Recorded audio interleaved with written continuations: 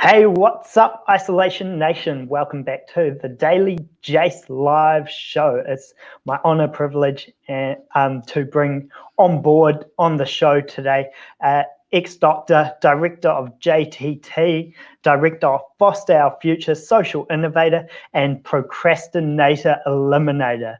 Let's bring to the show Justin Sung.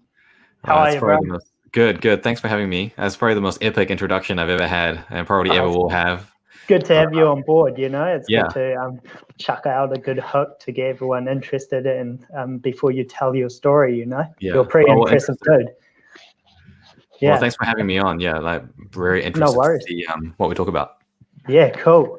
For those viewers that haven't heard of you, can you just give a quick five on what you're all about, your story, and how you came to be here? Yeah. So I guess I originally, I went to school and everything in Christchurch. I grew up there, and then I came up to Auckland to enter into medical school. I worked my ass off, slept very little, got into medical school, and then started getting really into efficiency teaching and helping other students study more effectively and kind of supporting them with career decision making. I graduated medical school, worked as a doctor for a couple years, and realized that the career was really not what I thought it was. I didn't make career decisions correctly when I was going through it. And there were a lot of perspectives that I wish I kind of had before. So I kind of decided to step away from clinical medical practice and work full time on the business that I'd started up, the social enterprise, Foster Our Future, under which is a branch called JTT, which helps students navigate the sort of medical pathway, career information guidance with medicine, and also helping students study more effectively. Actually got a new brand launching very soon as well, just helping students learn more effectively as well. So just keep an eye out for that. Oh, awesome. Awesome to hear. You're one busy dude. I always know you're working away on something in the background, so it's cool to hear about your next project. Just to touch on JTT and Foster Our Future, can you go a little more into depth around what each of those do and how many students you have on board, how that has all been going, and when did you Yeah. start it? Yeah, well, so I started it 5 years ago. Yeah, 5 years ago now. So this will be the sixth year that we have been running. Initially, I started JTT because I just wanted some cash. Honestly, I was tutoring a lot before that, pretty much a full-time job on top of medical school at the time, second, third year of uni. And it was something that I really enjoyed and I was good at. And I also realized that there's a lot of very bad advice and a lot of misinformation flying around, especially around medicine, especially around getting into medical school, the life of a doctor, all of that sort of stuff. And there was a lot of pretty heavy exploitation of fear and things which I just didn't feel very good about. So I wanted to create an organization that sort of stood against that. And that's the reason why I created JTT. And turned it into a social enterprise eventually, because I realized that actually that cash that was coming towards me wasn't really doing me a lot of good. It wasn't really changing my quality of life by much. I didn't probably need that money, so I could just continue to reinvest that. And then we started looking at how can we equip students coming from less academic backgrounds, lower socioeconomic positions, schools that have less access to educational opportunities. How can we kind of equalize the playing field so that these schools where they produce one doctor every 30 years can actually take all those driven and really motivated students that will probably make really good doctors and give them the skills to succeed in the current system. And so that's the mentoring program that we started running. We started running that 5 years ago as well. We partnered with a lot of the health science academies within South Auckland, and we've been running mentoring things through them, and we continue to have a relationship and do work with them now. So that's another aspect that I'm really excited about growing. Yeah, awesome. Are you mainly operating in Auckland? Because I know there's a med school down in Otago, or are you focusing your efforts up north? So the thing is that in Otago, I don't think there's the problem as such, and that's because the halls already have their own tutors and things. And if Auckland didn't have a strong culture of getting tutoring to begin with, I wouldn't create a tutoring organization because my objective is not really to use the tutoring to make money. There's lots of other ways that I could make money. Like, for example, just keep my job as a doctor would be one great way of just making money. Yeah. And so that's not what my objective was. So I kind of exist to balance out the competition and to provide some sort of like a safe place for my students. Otago doesn't really have that problem, so I'm not really interested in getting into it as much, but we do end up having a lot of students that are in Otago. We have, in 1 year, we'll kind of work with around 300 students or so. Roughly a third of each year's medical class will have kind of gone through our doors in some capacity or more. Awesome. Yeah, so we do kind of have students nationwide, especially with our academic coaching, teaching students how to learn more effectively and be more independent. But I'd say 80% of our students are in Auckland. Yeah, we'll touch on that learning efficiency a little later on. But what do you think the biggest myths are around heading into medical school, why people want to be a doctor when they first start out, and what the reality is like once they're qualified or going through med school? Yeah, so this is a topic that we talk about a lot in our medical podcast. So if you're interested in the medical stuff, please check it out. It's called Subcut. It stands for subcutaneous, which means under the skin. And it's a really complicated topic because there are so many myths, and actually medicine is so opaque. Very little is known about the career and life of a doctor unless you actually have worked in it. And there's so much romanticization about the career, and there's so many ideas about what it does and what it actually means that I think there are probably far less truths than there are myths. I would pretty much say that everything anyone in the public thinks about medicine and being a doctor and the process, 90% of that is probably a myth. The reality is that, number one, it's a job. It's a job like any other job. It's often a very thankless job. It is stressful, and you often feel like you're not really helping people in any meaningful way. You often feel like the tasks you're doing can be quite menial. It isn't as intellectually stimulating at times as you think it might be, and you don't really get that feeling of really helping patients much, either, at least in the early stages of the career for the first 5 to 10 years. And so there's a lot of differences. I think that if anyone wants to help people, medicine is the thing that they think of straight away. But I've really learned that there are a lot of other ways that you can help people, and some of them are more impactful in different ways. To do medicine, you really need to love medicine, the field, the academic aspect of medicine, and that has to be so strong that you don't really care so much about other aspects of your personality actually being aligned with. For example, if you're a creative person, there's not a lot of room for that. If you're an ideas person, there's not a lot of room for that. If you are really into, I guess, even like personal development or being, that sort of thing, there's not a lot of room for that. So it is a pretty closed off field in a lot of ways, and it is stifling for a lot of people. So roughly, they say a third of medical graduates would rather just be doing something else.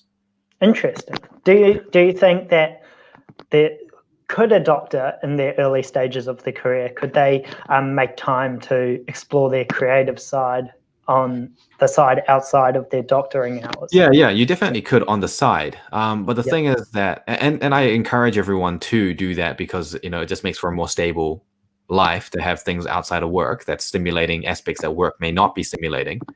But it just depends how important it is. Like if you're someone that's super creative and a real ideas type of person, that's almost looked down on within medicine, because medicine is about evidence, right? It's evidence-based. So if you've got a new idea for something, it's like, look, where's the evidence? And it's like, well, it's just an idea. It's like, well, don't talk to me without the evidence. That's kind of the culture. And it's like, okay, that's fair. And it's necessary. But for some people, it's going to bug them a lot that those ideas don't have space. And even if you get into research, it's very slow compared to most other fields where, ideas can really be executed on, 10 times, 100 times a year. And it really facilitates that in a big way. It's not going to be the case. So you can always do things on the side, but if it's a core part of personality, I think that's really going to be a struggle. And it's the same for any career, really. And so my main thing is like, look, you can say you want to be a doctor, but at least know why, and at least have done the due diligence to figure out what the career is about, know who you are as a person, know what's going to align for you. I've got video coming up on my YouTube channel about career decision making and career decision making model that is just more sustainable rather than just fixing onto something and just going into it, which I think most people do. Yeah, there's I suppose medicine, there's so many directions you can choose, and you'd know more about than I do. What areas suit certain personality types, or do you think it's pretty clear cut, like you have to be a certain person to gravitate towards medicine? I think you do have to be a certain person to gravitate towards medicine. To begin with, fundamentally, you have to be someone that is quite like competitive isn't the right word. Definitely is not the right word, but you have to be someone that kind of can thrive in competition. You may not necessarily want to seek it or enjoy it, but you have to be someone that can adapt and live with the competition and the pressure and manage the stress. Even if that's the kind of like not worry about it at all. Some people really find it difficult to not worry about it.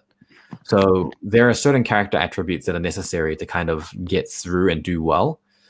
Certain specialties do attract different types of personalities, certainly, like, medical specialties tend to be people that are like to be really quite like internal, like thoughtful. They like to think about things a little bit more, maybe more slow pace, less stress, more kind of that real bedside mannery type of stuff that you think of with medicine. People that go towards surgery as a general trend, they tend to be a bit more like quick cutting, I suppose. They're just a bit more about having that real sharp, getting things done, just executing real quickly, fast turnover, high tangible output type of feeling to it. And a lot of technical skill and technical detail and getting hands-on and that sort of stuff. So it attracts those things. You have people of every type of personality and every type of profession. But overall, I mean, for me, one of the most important things for me is efficiency in my life. I value that a lot. And I've got a video coming about why. And I think a lot of people should value it a lot more than they do. Yeah. And I don't think medicine is a field that enables efficiency. In fact, I think it really inhibits efficiency by quite a lot. So for someone like me, that wouldn't be particularly quite frustrating. Yeah, it is very frustrating. So it's about just figuring out what core parts of personality you really must have in your field of choice and what you can do without, and then seeing, does medicine actually fit for that? Instead of what I think a lot of people will do, which is the other way around. They think, what does medicine require of me? And then they try to like just be that person. But it doesn't really make sense. You should be picking the career, not the career picking you. Well, like defining. For sure. Yeah. So you've touched on a few points, but what would you say your top 3 reasons for leaving the medical field to jump into social enterprise and education? What made you come to that decision? I would say that I don't even need 3. I'd say there's just 2. Okay. So when I talk about career decision making, I say there's 3 main things that you need to have lined up, which is passion, purpose, and personality. I think I'm passionate about education and youth development. I'm also passionate about medicine and healthcare. So that was fine. But purpose-wise, I felt more comfortable as aligning my sense of purpose with education, because honestly, the way that I see it, look, like people are electing Trump, people are voting for Brexit. There are a lot of people making a lot of weird ass, decisions out there, and people that lack a lot of critical thinking. We have like anti-vaccination as an actual thing. We have flat earthers. Like there's clearly a fault in society in terms of the way that we're breeding thinkers. And I just think it's absurd to be able to get through your entire school curriculum and then we still pop out people on the other end of this who don't even understand a basic principle of what science is or how it works or how to think critically. And I think that causes a lot of societal issues. So I feel aligned more in my personality to go down that path rather than just making impact through healthcare. And the other aspect is just the personality aspect is I feel like efficiency is really a huge part of my personality, and I also really like thinking about ideas and being able to act on them. Those two parts I felt were incredibly oppressed, not just restricted, but actually actively oppressed. Oh, wow. During medicine, unless you're really lucky to find the right group of people, but most of the time you get a weird look sometimes, when you sort of talk about this sort of stuff. And so you want to get stuff done and you want to challenge ideas and you have to. Yeah. But there's a lot of roadblocks. Yeah, I'll talk about how, like, why do we do a certain thing this way when it doesn't make any sense to, and most of the time the reaction is, yeah, it's broken, but like, what are you going to do about it? And it's like, well, we're the freaking workforce. Why can't we do something about it? Like, no one's doing anything about it because no one seems to care enough to actually do something. It's just the nature is like, okay, there are these things, and I don't think it's a bad personality to have. I think it's really necessary, and I think good doctors often do have this personality, is that, look, there are limitations, but we're going to do our best for our patients despite those limitations. I always say that good healthcare, doctors don't work within a healthcare system that allows for good healthcare. Doctors provide good healthcare despite working in a healthcare system. Yeah. So, what do you think about the healthcare system at the moment in the current situation? Obviously, there's global epidemic. What we're doing in New Zealand, do you think it's well equipped, or there's things we could be doing better? What's going on with the government? You'll have a lot of insight into what's happening that a lot of people won't.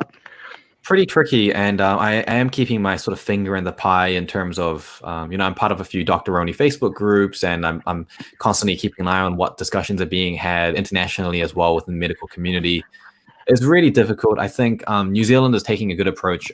I think Jacinda Ardern is doing a really good job in terms of managing it at the moment. I think the lockdown was great. I think a lot of people have issues with with what happened at border control, not really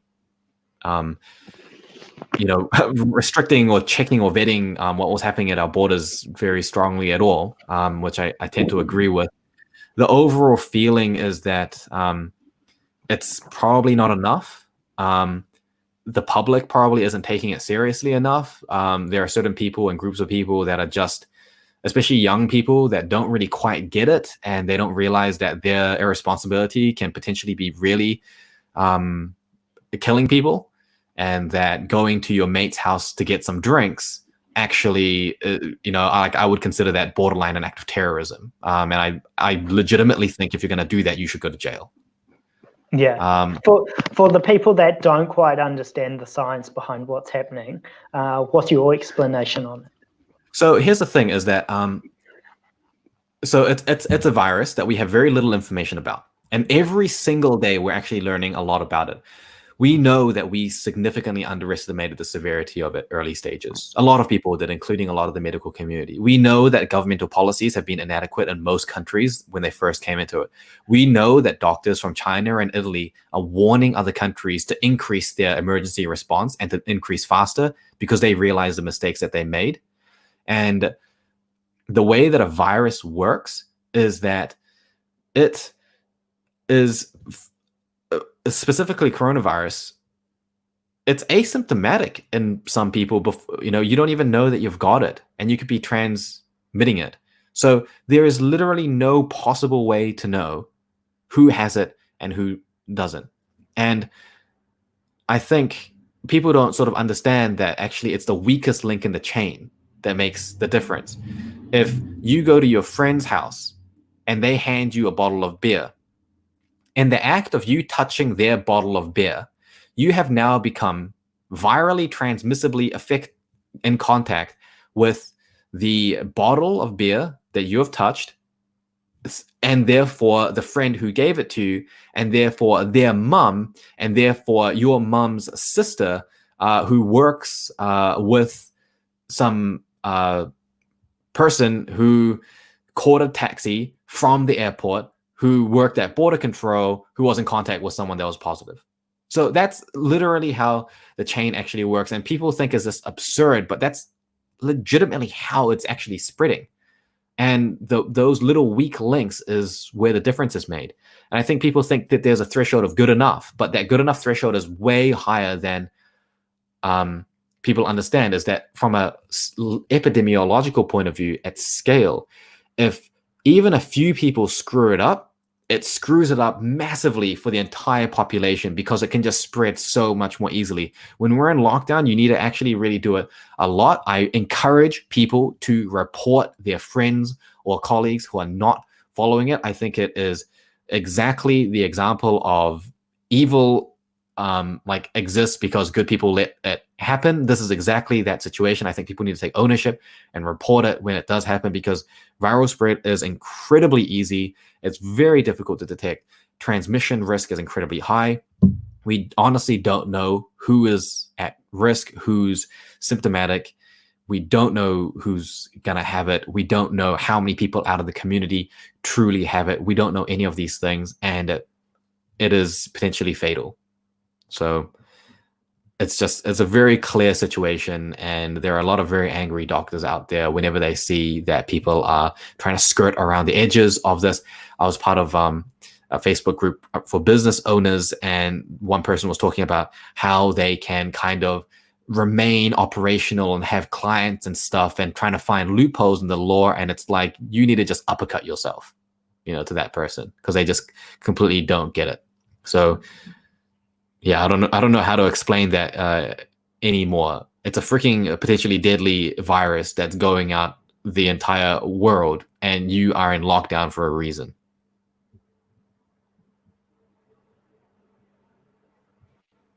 Hey, mate, sorry about that. That's all right. The tech had a meltdown moment. We are back. For all our viewers out, sorry about that.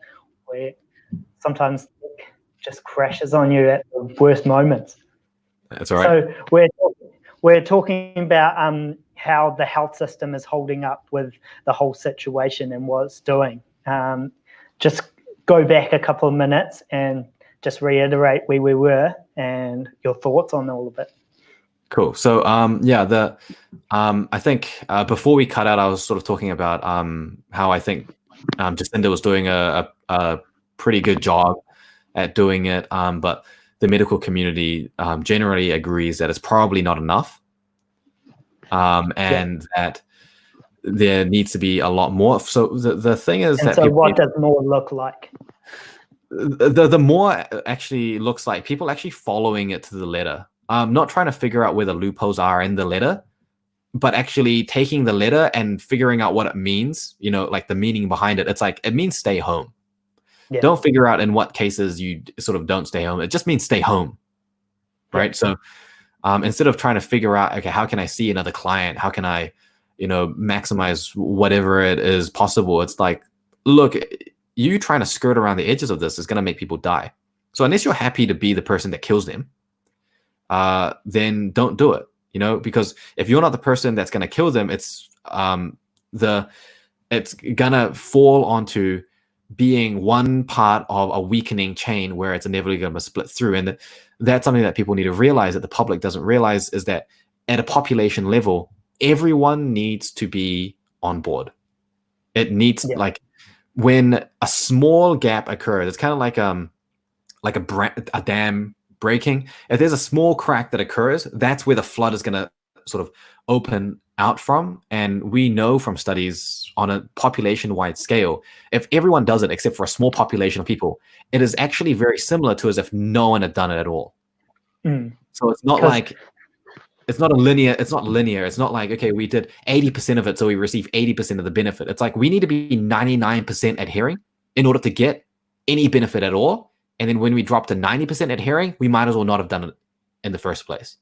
Because if you've got a couple of carriers at the end of all this, and then there's community transmission, then it'll start up right all over again, right?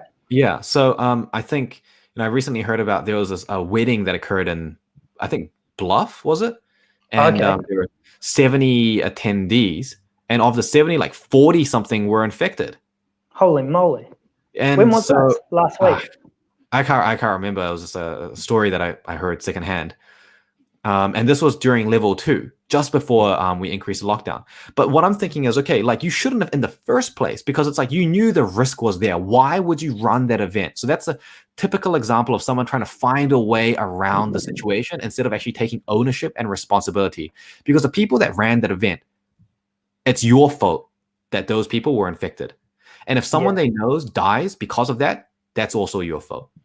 So I want everyone to actually take societal responsibility for it. If you've got a loved one and you like the fact that they're alive, then take ownership. If you see a friend or a colleague not doing something or avoiding lockdown or trying to skirt around the edges, tell them to stop and report them, or just straight up report them, because it's very black and white, and there's a lot of very angry doctors out there who are on the front lines, seeing what actually happens, seeing that the public is severely underestimating how bad it could be, taking the virus really lightly.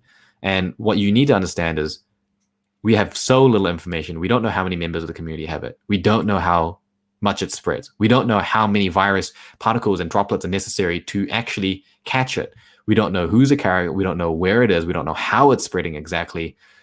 We don't know pretty much every step of this we don't know about. So you need to expect that this virus that can be asymptomatic and be carried through community, just assume that everyone's got it and act that way, and assume that you have it as well, because you might. I know you haven't been a frontline doctor for the last few months, but what do you think the inside of hospitals are looking like at the moment? Are doctors being called back in? Are they overrun? Is it business as usual, but they're expecting to be overrun? What's going on in the front line? So there's a group called Future Doctors of New Zealand, and I asked that question as well. And I've asked a few of my friends and seniors, and it's a bit eerie inside the hospitals from what I'm hearing. People and I've talked to some nursing staff as well, especially ones that have been quite more heavily affected. And it is very eerie. It's quiet in some places, but it's almost that quiet before the storm type of feeling. Everyone is very, very, like, in the hospitals, people are taking it seriously, yet there are still some people that aren't taking it seriously. It seems like hospital management probably isn't taking it seriously enough.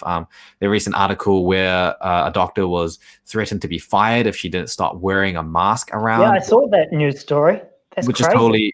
is totally unacceptable. That's fully the fault of the hospital management. I'm not surprised at all that the management is so damn disconnected from what's going on at the front lines that they have no idea what is a good action plan or not. Yeah, I heard she bought her own PPE, and then because she was causing anxiety amongst other healthcare workers and amongst other patients, she was told she couldn't wear it. Yeah, I mean, everyone should be wearing a mask in the hospitals. Everyone should be wearing a surgical mask. In droplets, everyone should be wearing N95. Patients and healthcare workers? Ideally, yes, but especially healthcare workers, because they're going to be vectors of transmission between patients. So every healthcare professional, every janitor, every nurse, everyone in that hospital that's working there should be wearing a mask. And treating everyone like it should be treated like a COVID hospital, as if the very air inside the grounds is just COVID positive. Yeah. And even the general public, the new WHO guidelines have been changed, saying actually for public, even just cloth masks. Oh, when they're just roaming the streets.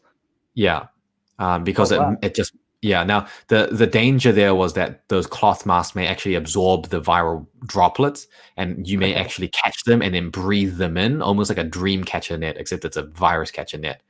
So that was the danger that people were thinking about. But now the new guidelines have said that you should actually be wearing a mask like that. But please don't wear surgical masks, because those are short supply and need to be used for medical professionals, because medical professionals need to change that mask every patient. Okay. So does a cloth mask mean people can make them at home, or you've got to buy specific types and that will help? I think it means that you can actually make them at home. Now, they might have more recommendations about that. So check out on the WHO, World Health Organization website about that more in depth. But generally, people are just, including some people in policy, they're just not really taking it seriously enough. Personally, I think we've got 3 weeks left in this lockdown at the moment, right? Do you think it'll be extended? Personally, I think there's a good chance that it could be extended. Okay. I think that even if it's not extended, people shouldn't be assuming that it's going to be as normal afterwards. Certainly not. This is something that is going to be around for probably a while, potentially a year or even longer. We're going to be just dealing with it and around it. So, businesses out there that are not adapting to this, people that are, you always get those people that are like, yeah, I'm not really like a tech kind of person. Like I don't really know how the tech kind of works, and they're almost sort of proud of it in a way. It's just like, don't be proud of your ignorance, because that's going to be a competitive disadvantage now. Yeah, I'm sure there's just as many people who aren't really health savvy people who don't understand what's going on, why we're doing it. Yeah. They're probably a bit angry that businesses are slowing down, Absolutely. And as a business owner as well as a health professional, I can understand, both sides of that. I think it's perfectly reasonable that people wouldn't have good understanding about health and how the virus works and those sorts of things. But I think it's important to know what you don't know, right? You could be a marketing expert. You're a marketing expert. You're not a freaking health professional. Take the advice. Don't assume that just because you're a generally intelligent person, that you're going to know about this highly specialized thing that actually requires years of freaking training plus years of acumen experience to get your head around. Trust the people whose job it is to keep you safe. If there was like a bomb planted in the middle of the city and the bomb squad goes and says, hey, you need to make sure you don't do this. You're not going to be like, well, hey, look, I know I was pretty good at electronics when I was in high school. Like, I'm pretty sure this is going to be okay. Like, no one would say that. No, it's a good analogy. Situation, know your limits, and there's nothing wrong with accepting that you don't have a fully formed, ultra accurate opinion about, health. Because that opinion can really be damaging to a lot of people. Yeah. You mentioned before that you were in certain circles or conversations with health professionals from outside of New Zealand, those international doctors. Which countries are they from, and how are they dealing with it? And what's the situation look like over there? So I've really just been hearing from things in the UK, Italy, and the US, and just certain centers within the US. And it's important to recognize that, especially in the US, each state is quite different from each other. UK a little bit less so, but I feel like those countries are starting to get hit a lot harder, and they are within the medical community. People are taking it very, very seriously. Italy obviously is just a freaking nightmare. I mean, it's the type of situation that no doctor ever wants to be in. It's the type of thing that you read about in medical history when they were talking about polio and things like that, where you're, like almost medieval type of decision making going on at the moment. But it's it's pretty dire, it's pretty serious, and they're feeding information through to New Zealand doctors to try to inform the medical workforce here what needs to be done. And a lot of the changes that are occurring within policies and district health boards is being driven by medical professionals making petitions for that. So what changes are those? I think one of the big ones is about PPE and who is meant to be wearing PPE, when are they meant to be wearing PPE. And it's sort of slowly escalated from, hey, more doctors in these types of situations should be wearing it. And now it's like everyone should just be wearing it if you're a medical professional. Yeah. The surgical ones at least. That's it. Yeah. It's a little bit. As soon as you arrive at work. Yeah. So it's at a point now where I'd say that it's fully unjustifiable for a hospital to have a policy where all medical professionals are not meant to be wearing PPEs, unless the only issue is under-resourcement. Yeah. And is New Zealand facing that challenge? New Zealand was facing that challenge. As far as I know, now this is not something that I'm fully aware of, but as far as I know, that resource issue is being fixed a lot because we're producing our own masks now and producing them at pretty high volume. So I think it's like 40,000 a day we're able to make. Now, having said that, New Zealand will probably go through like 40,000 a day. So it's not super unrealistic. So I think that supply problem is being fixed a lot more now. But I also hear from people, and I don't know if this is because the policies are stopping them from being supplied with it, even though the supply is available.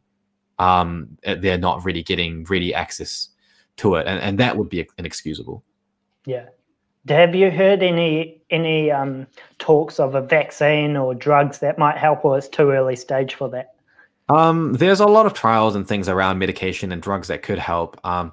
There's a lot of people trying things internationally, and people are building evidence for it. And people are talking about it every single day. Every day I'll see someone talking about a new study or something that's being conducted. And the doctors and researchers doing those are actively keeping, the social media community within doctors informed, just so that everyone knows what's going on in the space. And at the moment, there isn't something that's particularly strong. I think one of the main things is that people should not be buying medications and using them depending on what they see on the media. There's a lot of fake news out there. There's a lot of fake news, and there's a lot of, understanding research takes time. It takes training, and it takes an eye to read research and know what it actually truly means.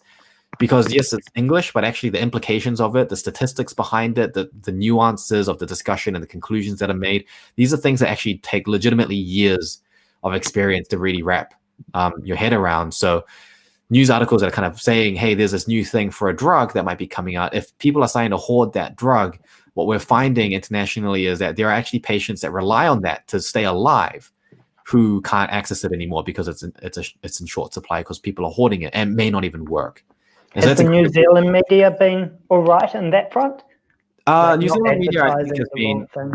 Yeah, I think New Zealand media hasn't been that, into that. But the thing is, I mean, these days, media just comes from everywhere, right? Yeah, for sure. So even if it's hard to say what even comes from New Zealand anymore. You just see it on your Facebook or on your LinkedIn, and it's just news is news.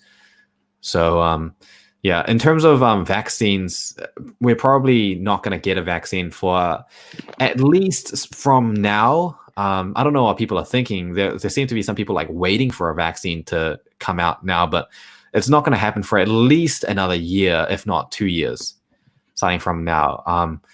Just because of the process for proving safety and things like that, and going through the regulations. And these are regulations that are not just unnecessary red tape. These are regulations that are stopping people from being harmed at a mass scale.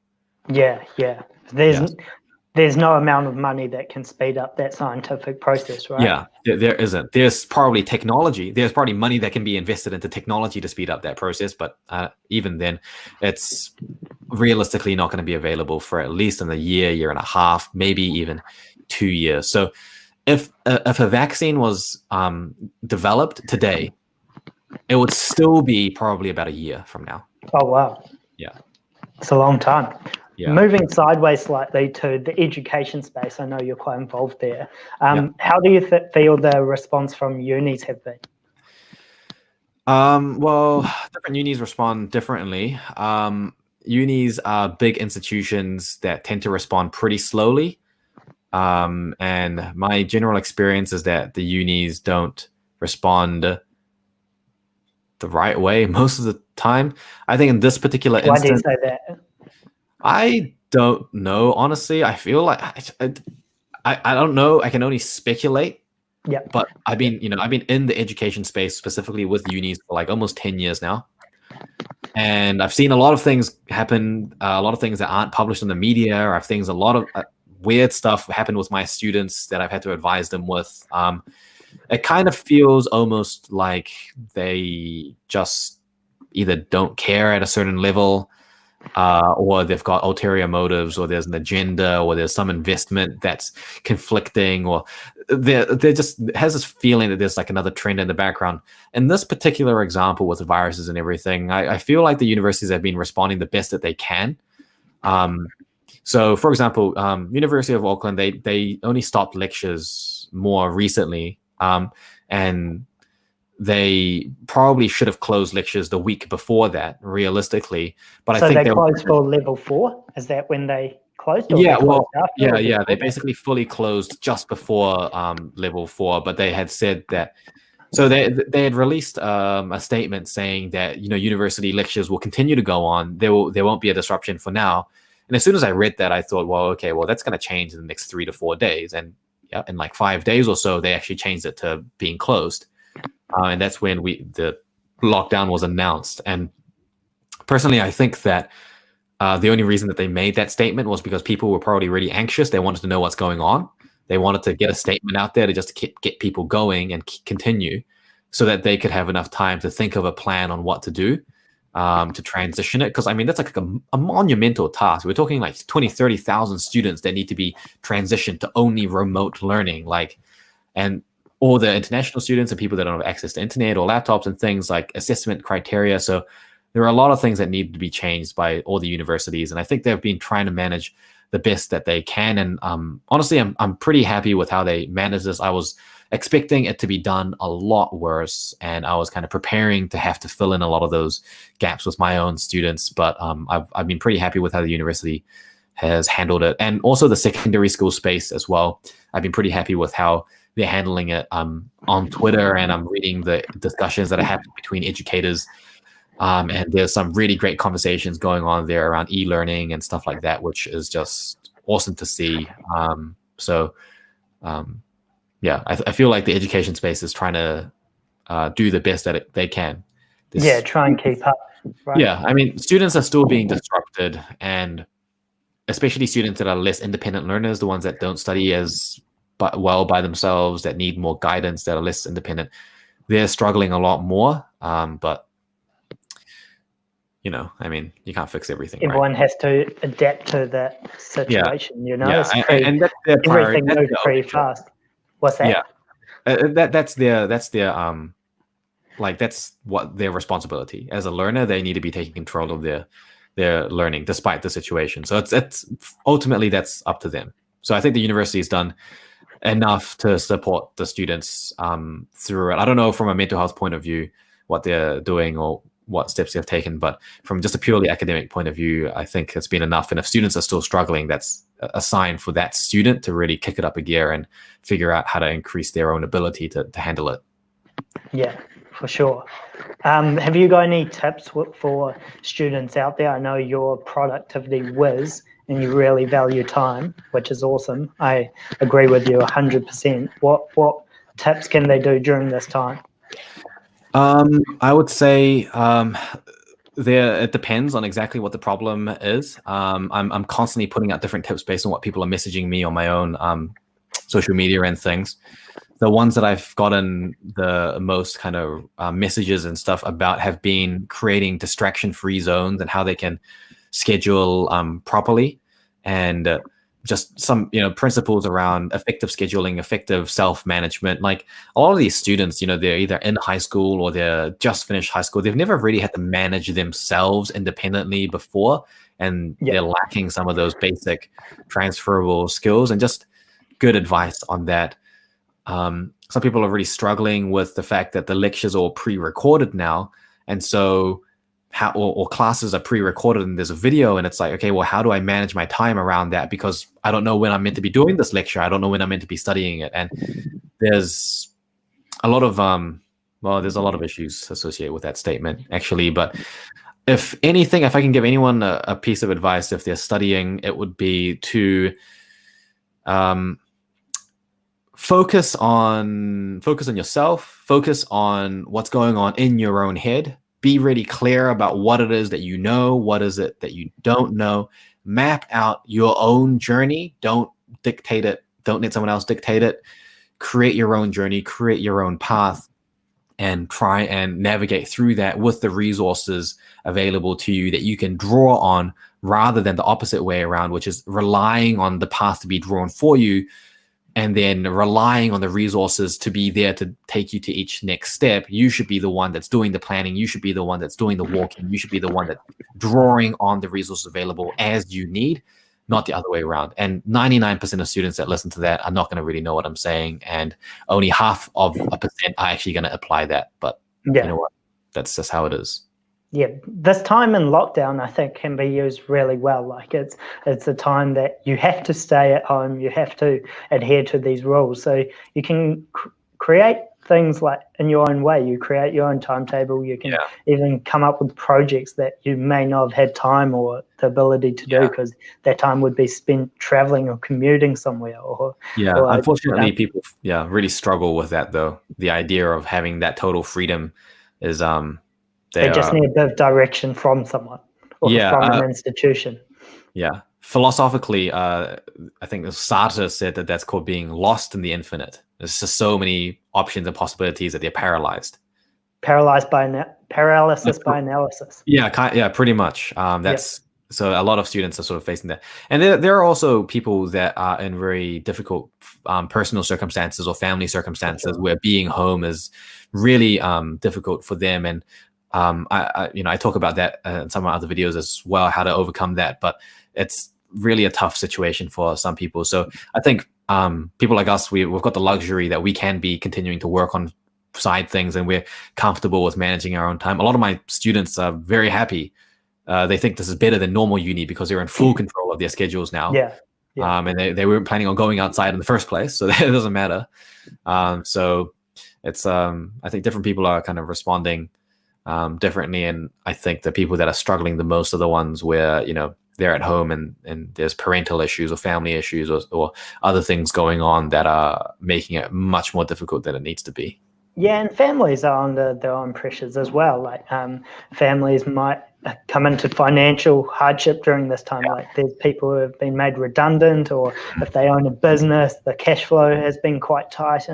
So like it's not a zero-sum game. There's such a complex situation, Do you think that business will change through all this?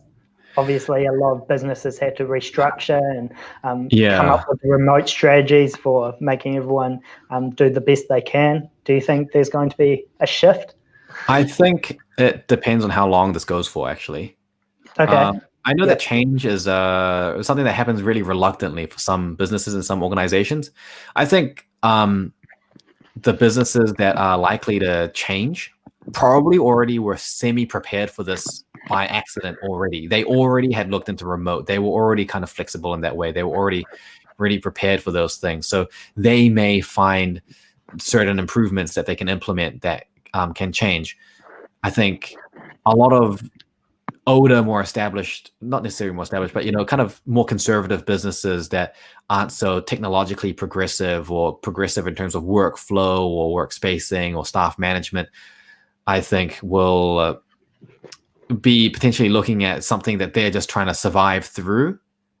And if they do survive through it, then they'll just revert back to how they used to be. And I think that is, in some cases, can be a shame because, there was a forced opportunity to learn about something that they could have actually taken on and carried through. But my main worry is really just with those, small businesses and especially small, like family-owned businesses that they are completely under-equipped and underwhelmed to deal with the situation, especially if they've got a brick and mortar type business where they rely on traffic or think about all the shops that you see at the mall, right? They're paying crazy amounts for rent to be in a mall, and they rely almost entirely on foot traffic. Most of those businesses are not essential, so they're not going to be able to operate anyway. And there's very little in terms of what they can actually do. And some of the things that they can do are just so different and innovative that for that type of small business, it's just a huge, even mentally overwhelming challenge to try to get on top of that. And those are the situations that I'm really the most worried and concerned about. Yeah, I think that that's quite common at the moment, unfortunately. And once we get through, like obviously the government has this lockdown in place and the health is the main priority, but we're going to face a delay where the economy will have to be the first priority and everyone will have to work a little harder. Taxes will go up to pay for the strategies that we're putting in at the moment. So yeah, it's definitely a worry on a lot of people's minds at the moment. I really have no idea how it's going to, play out. I think from a health point of view, I can kind of see a sort of trajectory that it might or might not take. But when it comes to the economics of it, it's just, I don't know which way it's going to go. And like, let's be honest, New Zealand had, a fair amount of economic problems to begin with, with the housing crisis and all of that, especially in Auckland. And then with this thing coming along, it's like, I think, I've been talking to a few, commercial property owners, and they're feeling a massive crunch because commercial properties don't get a mortgage holiday. Yeah. And then their tenants are not able to pay, and so they're crossing their fingers and just sort of semi-shitting themselves while they wait it out.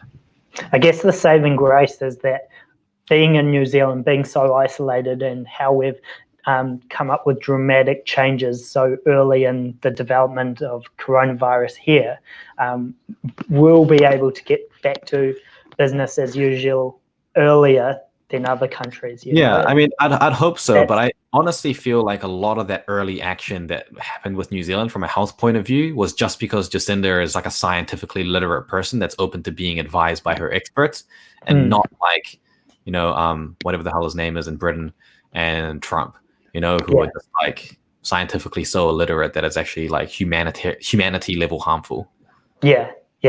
Call it luck, call it talent. We're very lucky in New Zealand, and we're also lucky that we rely on primary industries for our economy. So we have food here. Even if the borders are shut, we can feed people, It's going to be interesting to see, I guess, the international relations that come out of this, how borders will let some things in but not others, and how they'll, I think you're right, the world is changing in ways we can't even project, we can't even expect, right?